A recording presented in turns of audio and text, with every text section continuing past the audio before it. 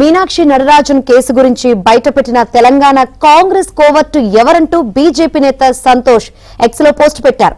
కాంగ్రెస్ కోవర్టును పట్టుకోకుండా మీడియాలో బీజేపీపై అరుపులు ఎందుకు అంటూ ప్రశ్నించారు. ముందు పార్టీలోని కోవర్టులను అదుపులో పెట్టుకోండి అంటూ సంతోష్ ఎద్దేవా చేశారు.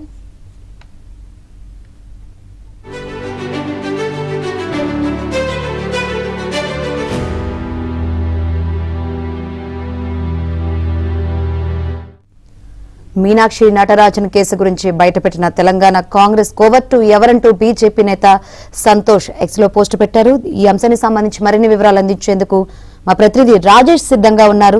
రాజేష్, మొత్తానికి తెలంగాణలో మీనాక్షి నటరాజన్ రాజ్యసభ నామినేషన్ తిరస్కరణ వ్యవహారానికి సంబంధించి రాజకీయంగా తీవ్ర స్థాయిలో దుమారం లేపింది.